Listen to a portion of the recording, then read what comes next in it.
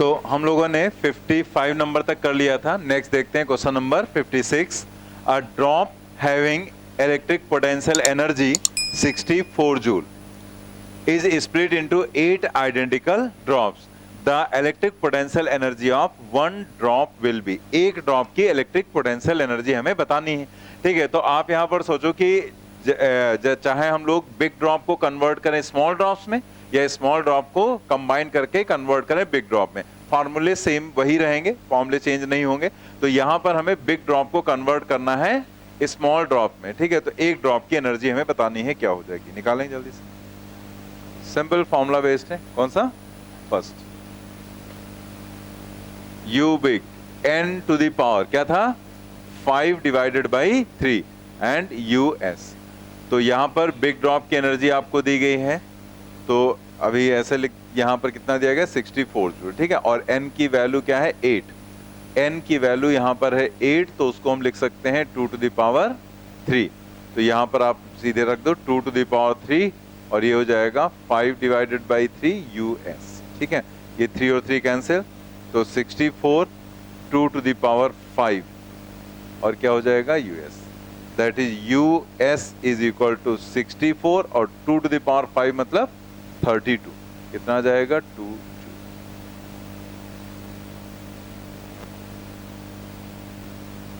यहां से आपको एक चीज और पता चल गई होगी, जैसे आप पॉइंट समझाया था कि जब आप जो भी यहाँ पर ड्रॉप्स हैं उनको जब कंबाइंड करेंगे तो एक स्मॉल ड्रॉप की जो एनर्जी है, अगर मान लिया 8 है, तो जैसे आप देखो कि एक स्मॉल ड्रॉप की एनर्जी क्या है 2 जूल।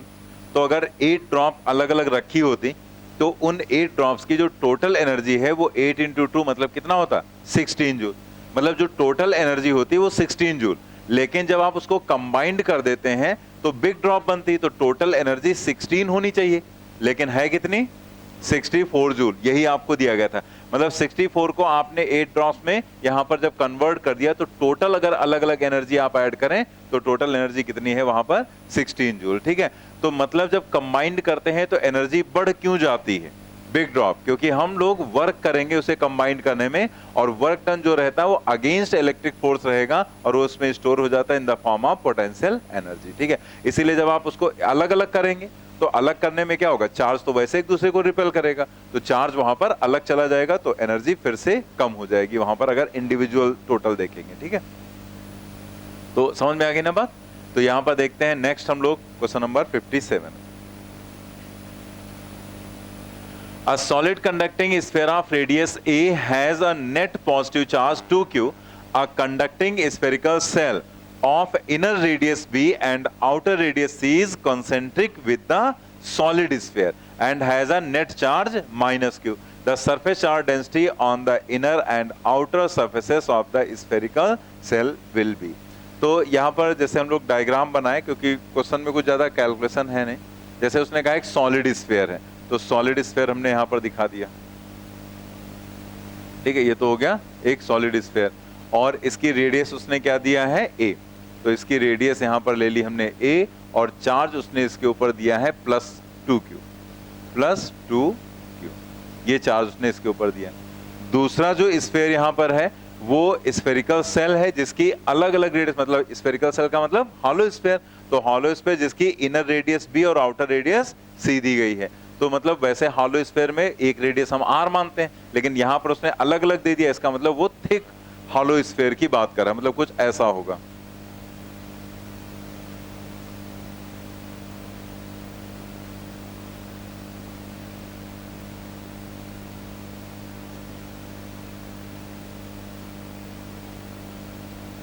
ठीक है, ये इस तरीके से यहाँ पर हॉलो स्फीयर यहाँ पर दिखा दिया गया, लेकिन इसमें थिकनेस आपको दिखा दी गई है। ठीक है, थिकनेस दिखा दी, जैसे अगर आप रेडियस यहाँ पर देखो तो जो इनर रेडियस है वो आपको दिखाई गई है b, और जो आउटर रेडियस है वो डिफरेंट है, उसको उसने कहा है c। ठीक है, तो इसे हमने दिखा दिया c। तो डिफरेंट डिफरेंट रेडियस के यहाँ पर ये सर्फेसेस हो गए, ये अंदर वाला हो गया b रेडियस का और बाहर वाला हो गया c, और ये तो a दिया गया आपको। अब यहाँ पर उसने कहा है कि जो ये स्फेरिकल सेल है इसके ऊपर चार्ज कितना दिया गया -q, तो अगर हम इस पर चार्ज दे रहे हैं यहाँ पर -q, तो उसने पूछा है the surface charge density on the inner and outer surfaces of the spherical shell will be, मतलब इसके इनर और आउटर पर जो यहाँ पर चार्ज डेंसिटी होगी वो क्या हो जाएगी, वो आपको बताना है। ठीक है, तो आप यहाँ देखो, सबसे पहले तो हमें इस चार्ज को डिस्ट्रीब्यूट करके दिखाना पड़ेगा। तो जैसे यहाँ +2q है, तो आप सोचो ये जो +2q है ये क्या करेगा, ये जो अंदर वाला सरफेस है इस मतलब यहाँ पर इलेक्ट्रॉन को खींच लेगा ना, ये कंडक्टर है तो इलेक्ट्रॉन को खींचेगा, तो इनर सरफेस क्या हो जाएगा -2, जितना प्लस है उतना ही यहाँ पर -2q चार्ज डेवलप हो जाएगा, और बाहर वाले पर अगर आप देखेंगे तो उतना ही प्लस में जाएगा, तो वो इसमें जुड़ जाएगा +2q, तो इसका टोटल चार्ज क्या हो जाएगा Q। तो इनर सरफेस पर चार्ज आ गया -2q और आउटर सरफेस पर चार्ज आ गया +q। ठीक, तो इस बेसिस पर अब हम यहाँ पर लिख सकते हैं कि जैसे अगर हम ये इनर का देखें चार्ज डेंसिटी, तो सिग्मा लिखते हैं ना सरफेस चार्ज डेंसिटी को, तो चार्ज डेंसिटी इनर का क्या हो जाएगा, टोटल चार्ज कितना है -2q, तो -2q, और एरिया कितना 4 पाई, कितनी रेडियस है b, इसकी रेडियस क्या है b, तो 4 पाई b स्क्वायर हो जाएगा, 4 पाई b स्क्वायर। ठीक है, और इसी तरह से अगर ये सिग्मा आउटर का देखें आप, आउटर, तो टोटल चार्ज कितना है Q और रेडियस क्या है c, तो ये हो जाएगा 4 पाई c स्क्वायर। बस यही इसके आंसर हो जाएंगे, ये आउटर का हो गया और ये इनर का हो गया।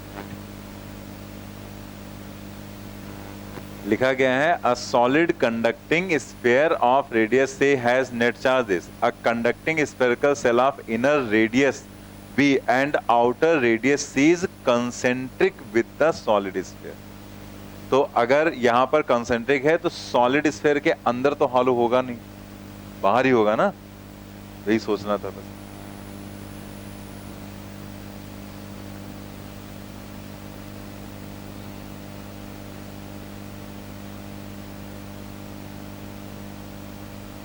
A point charge q is placed at a distance r from the center O of an uncharged spherical cell of inner radius r and outer radius 2r। ठीक है, जैसे यहाँ पर भी स्फेरिकल सेल आपको दिया गया, मतलब हॉलो स्फीयर हो गया, और उसकी इनर रेडियस आपको कितनी दी गई r और आउटर रेडियस कितनी दी गई है 2r। The distance r is less then r, और जो चार्ज है वो इस हॉलो स्फेरिकल सेल के सेंटर से सेंटर उसका O है, वहां से r डिस्टेंस पर रखा है, उसने एक पॉइंट चार्ज रखा है ना r डिस्टेंस पर, at a distance r from the centre O। तो उसने कहा यहाँ पर है द डिस्टेंस r, और ये उसने साथ में दे दिया यहाँ पर r लेस देन r। ठीक है, कि चार्ज कहाँ रखा गया, उसकी लोकेशन क्या है, तो एक तरह से देखा जाए तो वो हॉलो स्फीयर के अंदर, मतलब जो हॉलो प्लेस है जहाँ कुछ नहीं है वहां पर चार्ज रखा गया है। ठीक है, सेंटर से r डिस्टेंस पर। The electric potential at the center of the cell will be, diagram देखो तो समझ में आ जाएगा आपको। जैसे यहां पर इस तरह दिखाई गई कंडीशन,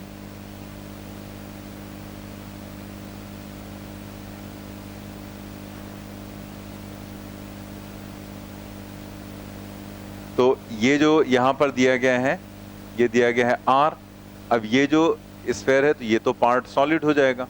ठीक है, इनर रेडियस और आउटर रेडियस ने आपको दे दिया है यहाँ पर, तो ये पार्ट सॉलिड हो गया। अब ये हॉलो पार्ट हो गया यहाँ पर, और यहाँ पर जो इनर रेडियस है वो दी गई है आपको, कितनी दी गई है r के बराबर, ये r हो गया, और जो आउटर रेडियस है वो कितनी दी गई है 2r। ठीक है, अब चार्ज उसने यहाँ नहीं रखा, यहाँ तो ये सेंटर है, उसने कहा चार्ज यहाँ से रखा गया है r डिस्टेंस पर।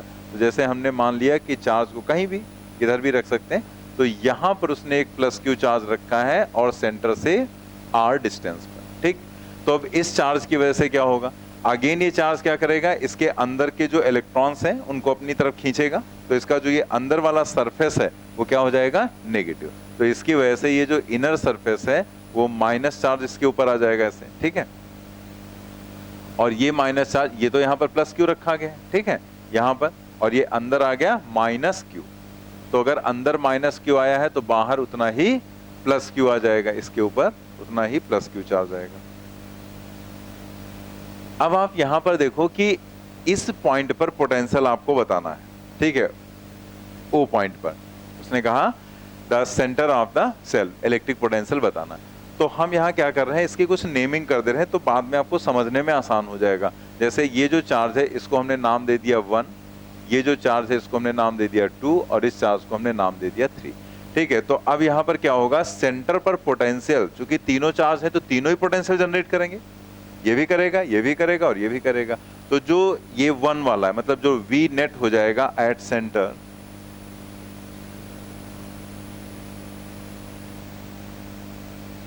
एट सेंटर जो V नेट होगा वो हो जाएगा V1, V2 एंड V3। ठीक, ये हो जाएगा। तो अगर आप यहाँ पर V1 देखो तो V1 इस 1 की वजह से होगा, तो ये तो पॉइंट चार्ज है, तो पॉइंट चार्ज के कारण r डिस्टेंस पर इलेक्ट्रिक पोटेंशियल क्या होगा, 1/4 pi epsilon not Q by R। ठीक, अब बात आती है 2 की, तो ये जो 2 है ये स्फीयर वाला केस बन गया जो गॉस लॉ में हमने पढ़ा था, तो इसकी वजह से इसके अंदर सब कहीं पोटेंशियल सेम रहेगा, और वो कितना रहेगा, 1/4 pi epsilon not Q by R। ये तो याद है ना, अभी जो स्फेरिकल कैपेसिटर में भी आपको समझाया गया था। तो इसकी वजह से अंदर सब कहीं पोटेंशियल सेम रहेगा और होगा Q बाई R, लेकिन माइनस में है ना, तो 1/4 pi epsilon not Q divided by R। बाहर का जो है वो प्लस चार्ज है, तो इसकी वजह से भी सब कहीं अंदर पोटेंशियल सेम रहेगा, तो वो पोटेंशियल कितना हो जाएगा, 1/4 pi epsilon not Q divided by. ठीक है, बस यही इसका आंसर हो गया। अब इसको थोड़ा सा हम लोग अरेंज करके लिख सकते हैं ऐसे, 1/4 पाई एप्सिलॉन नॉट Q और divided by 4 pi epsilon not. अब यहाँ पर क्या आएगा, 1/R minus 1/R and plus 1/2R।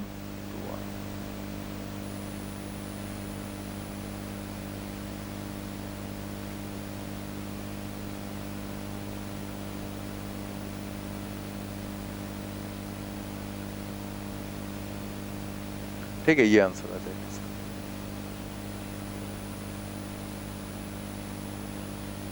Q/4 pi epsilon not 1/R minus 1/2R, क्योंकि माइनस 1/R प्लस 1/2R है, तो इसमें से इसको सब्ट्रैक्ट करेंगे तो माइनस 1/2R आ जाएगा। नोट करें जल्दी से,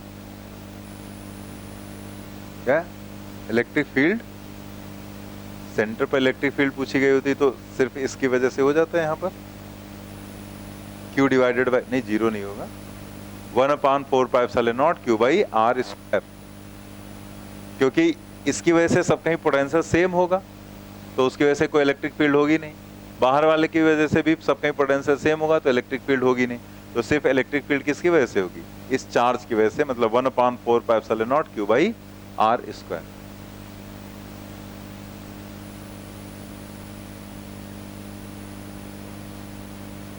नोट कर लिया।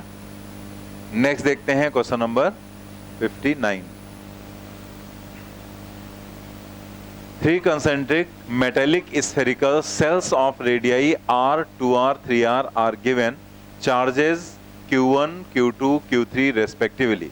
मतलब ये भी कंसेंट्रिक दिए गए हैं, मतलब सेंटर एक ही, एक R रेडियस का बनाएंगे, फिर एक 2R का, फिर एक 3R का, और सब पर चार्ज कैसे देना है, Q1, Q2 एंड Q3।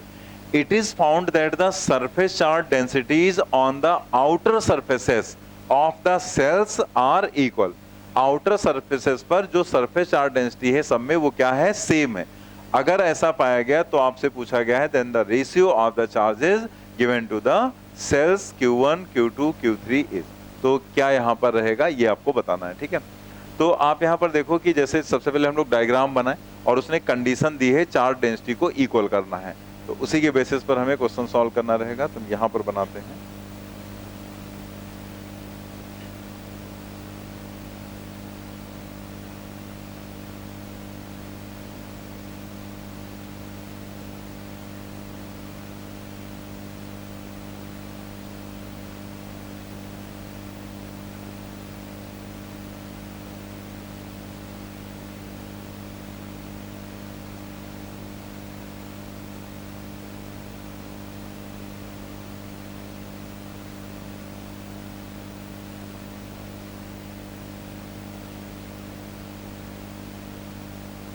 ठीक है, ये हो गया। और यहाँ पर जो चार्ज दिया गया है Q1, Q2 और यहाँ पर हो गया, ठीक है, तो ये आपको चार्ज दिए गए। तो जब आप इस तरह से चार्ज देंगे यहाँ पर तो होगा क्या कि ये जो चार्ज है इसकी वजह से, ठीक है, जो अंदर चार्ज होगा ये क्या करेगा, अपनी इलेक्ट्रिक फील्ड बाहर की तरफ प्रोड्यूस करेगा, तो दूसरे के इलेक्ट्रॉन इसकी तरफ अट्रैक्ट होंगे, जैसे अभी पिछले क्वेश्चंस में बताया गया। तो इलेक्ट्रॉन इधर होंगे तो जितना इस पर प्लस Q1 चार्ज है उतने इलेक्ट्रॉन ये अपनी तरफ खींचेगा उसी के हिसाब से। तो इसका जो इनर सरफेस है ये वाला, इस पर ये माइनस Q1 चार्ज प्रोड्यूस कर देगा, तो बाहर वाले पर उतना ही प्लस Q1 आ जाएगा। अब आमने सामने वैसे ही फिर आगे चलेगा कि जितना ये Q2 प्लस Q1 हुआ है उतना ही इस पर माइनस में चार्ज आ जाएगा Q2 प्लस Q1, किस पर, इनर सरफेस पर, उतना ही बाहर प्लस में चला जाएगा Q2 प्लस Q1। तो इसका मतलब जो इनर सरफेस स्फीयर है उस पर तो चार्ज Q1 है, लेकिन जो ये दूसरा वाला है उस पर चार्ज Q2 प्लस Q1 हो गया, और बाहर वाले पर कितना हो गया, Q3 plus Q2 plus Q1। ठीक, तो ये क्लियर हो गया ना कि इस तरह से पहले चार्ज डिस्ट्रीब्यूट कर देंगे। अब उसने कहा कि सब पर चार्ज सरफेस चार्ज डेंसिटी क्या है, सेम। मतलब ये हो गया कि सिग्मा 1 सिग्मा 2 सिग्मा 3 की वैल्यू सेम है यहाँ पर। तो हम लोग यहाँ पर लिख सकते हैं एज या given sigma 1 is equal to sigma 2 is equal to sigma 3। तो अब ये वैल्यू हमें रखना है, तो सिग्मा 1 का मतलब हो जाएगा Q1, तो Q1 divided by 4 pi R square. दूसरे पर क्या है, Q2 प्लस Q1, ठीक है, टोटल चार्ज कितना है, Q2 प्लस Q1, तो Q2 plus Q1 divided by 4 पाई, और क्या हो जाएगा 2R, और फिर प्लस, सॉरी प्लस नहीं, इक्वल क्या हो जाएगा, Q3 plus Q2 and plus Q1 and divided by 4 पाई और 3R टू द, ठीक है। तो अब आप यहां पर देखो, इसी से हमें Q1 Q2 Q3 का रेशियो निकालना है, ठीक है। Q1 Q2 और Q3 का निकालना है, ये नहीं कि यहाँ 1 है यहाँ पर 4 आ गया 9, तो 149 नहीं होगा रेशियो। आंसर इसमें 149 भी दिया गया। अगर आप यहाँ पर देखो तो एक इसमें तो नहीं दिया है, ऑप्शंस दिए गए ना उसमें 1, 4 एंड 9, पहले ही आंसर दिया गया, लेकिन 149 रेशियो नहीं आएगा। तो हम लोगों को यहाँ पर Q1 Q2 Q3 का रेशियो निकालना है। तो उसके लिए हम लोग पहले इसको लिखेंगे Q1 डिवाइडेड बाई, यहाँ 4 पाई R स्क्वायर, इसमें भी 4 पाई R स्क्वायर आएगा, इसमें भी 4 पाई R स्क्वायर। तो हमने आपको बता रखा है कि जब भी रेशियो लिखा जाता है तो उसमें कोई भी कॉमन चीज है तो उसको आप हटा सकते हैं या मल्टीप्लाई भी कर सकते हैं। तो यहाँ पर उसको हम हटा दे रहे हैं, तो ये 1 हो गया, यहाँ पर ये हो गया Q2 plus Q1 divided by 4, और यहाँ पर हो जाएगा Q3 plus Q2 plus Q1 and divided by 9। अब सॉल्व कैसे करेंगे, तो जैसे ये सब आपस में है बराबर, तो इसको कुछ मान लेते हैं, ठीक है। के से जो लिखा जाता है उसका मतलब होता है कि सपोज कर लिया गया है ऐसा, ठीक है, कि ये तीनों रेशियो आपस में बराबर है, तो तीनों को हमने के मान लिया। अब यहाँ पर क्या है कि एक एक को हम के से कंपेयर करें, तो जैसे हम यहाँ पर लिख सकते हैं Q1 इज इक्वल टू के, अगर हम पहले को आखिरी से कंपेयर करें तो एक तो ये हो गया। दूसरा पॉइंट आप देखो कि Q2 प्लस Q1 ये 4 टाइम्स के हो जाएगा, फिर डिवाइडेड बाई 4 है 4 टाइम्स के, तो यहां से हम लोग को पता चल गया कि जो Q2 है वो है 4K माइनस Q1, और Q1 कितना है K, तो ये हो जाएगा 4K minus K, that is equal to 3K। ठीक, ऐसे आप देखो यहाँ पर Q3 plus Q2 plus Q1 is equal to 9K. It implies that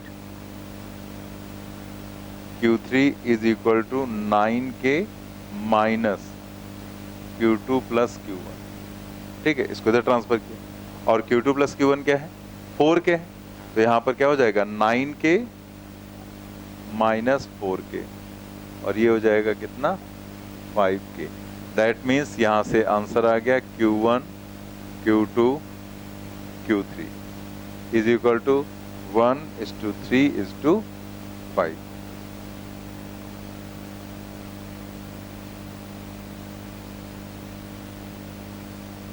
1:3:5 का रेशियो आ जाएगा, ठीक है। डायग्राम बना लो, कर लिया diagram.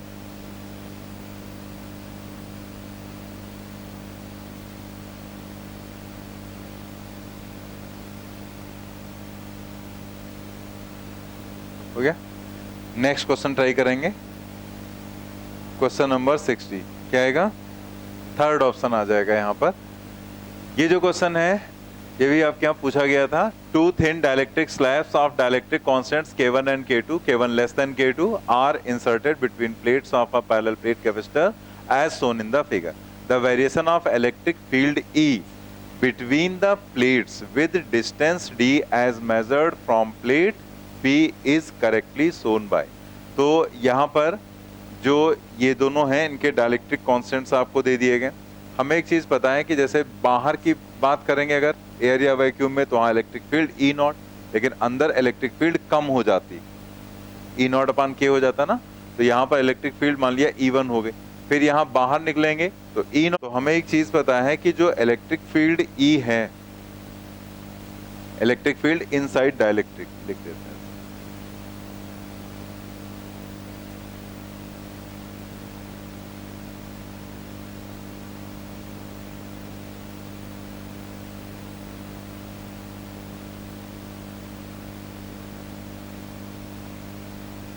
Electric field inside dielectric, तो इलेक्ट्रिक फील्ड इनसाइड डाइलेक्ट्रिक क्या हो जाएगा, E इज इक्वल टू क्या होता है, E नॉट डिवाइडेड बाई के।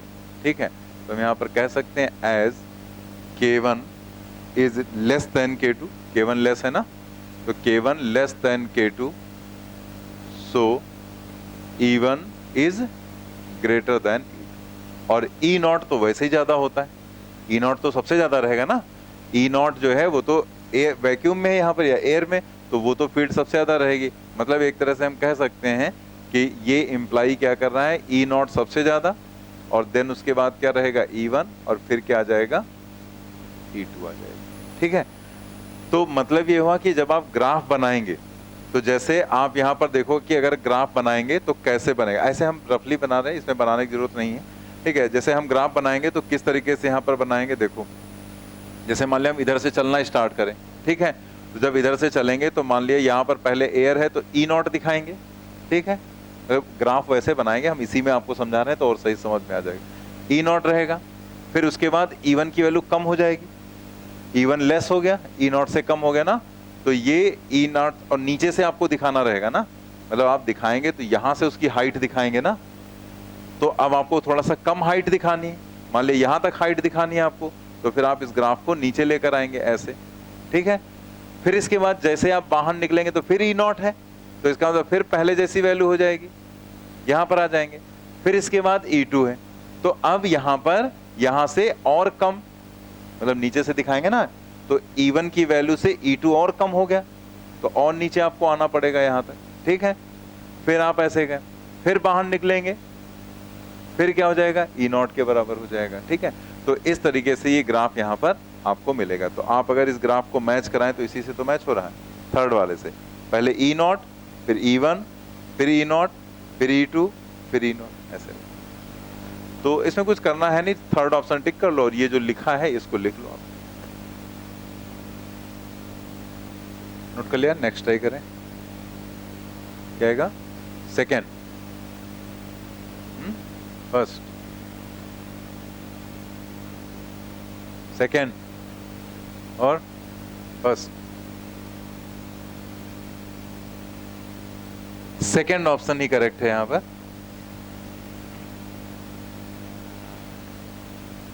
The capacitance of a parallel plate capacitor with air medium as 6 microfarad, मतलब जब एयर है, यानी कि ये जो वैल्यू आपको दी गई है ये C नॉट की वैल्यू हो गई।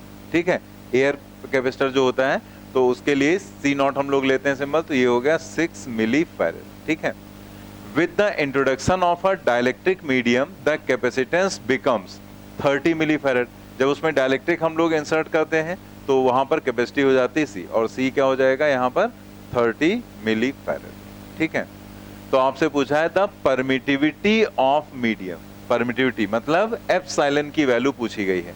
तो अगर हम इन दोनों का रिलेशन देखें तो हमें पता है C इज इक्वल टू होता है के C naught, that means K is equal to हो जाएगा C upon C naught, 30 divided by 6, और ये हो गया 5। ठीक है, then this is equal to 5। ठीक है, 5 हो गया। तो अगर ये यहाँ पर 5 है तो ये K की वैल्यू आई, और हम लोगों ने k को पढ़ रखा है कि k क्या होता है, एप्सिलॉन r, रिलेटिव परमिटिविटी होती है ना, और एप्सिलॉन r का मतलब एप्सिलॉन अपॉन एप्सिलॉन नॉट। तो उसने आपसे पूछा क्या, उसने आपसे एप्सिलॉन की वैल्यू पूछी, रिलेटिव तो पूछा नहीं, रिलेटिव पूछता तब तो यही आंसर हो जाता 5, लेकिन उसने पूछा है परमिटिविटी, तो परमिटिविटी का मतलब एप्सिलॉन की वैल्यू उसने पूछी है, ठीक है। तो आप यहाँ पर देखो इसे लिखेंगे epsilon upon epsilon naught and that is equal to 5। It implies that epsilon is equal to 5 epsilon naught. वैसे तो एप्सिलॉन नॉट की वैल्यू हम लोग को पता ही रहती है, लेकिन यहाँ पर दिया भी गया है 8.8, ये epsilon 85 into 10 to the power -12।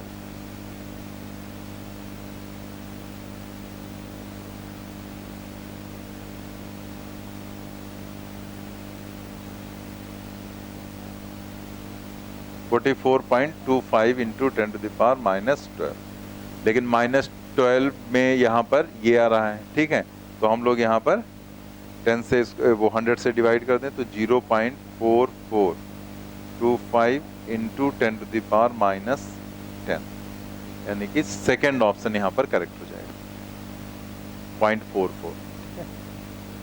अब जैसे इसमें पहला ऑप्शन और ये दोनों ही यहाँ पर बनाए गए 1.77, अगर आप डिवाइड कर दोगे, अगर आप 8.85 को 5 से डिवाइड कर दोगे, हाँ मान लिया उल्टा लिख दिया आपने, कुछ गड़बड़ कर दिया, तो वहीं पर पहला ऑप्शन दिखने लगेगा।